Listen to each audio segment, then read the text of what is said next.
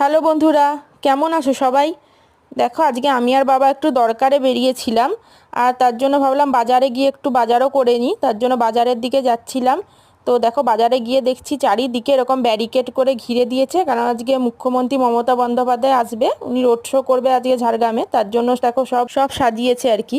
আর তারপরে দেখো এই রাখিগুলো কি সুন্দর, রাখিগুলো দেখছিলাম একটু, সামনেই তো রাখি পূর্ণিমা এসে গেল শনিবার, তাই রাখি কিনবো বলে একটু রাখিগুলোও দেখছিলাম, খুব সুন্দর সুন্দর রাখিগুলো ছিল।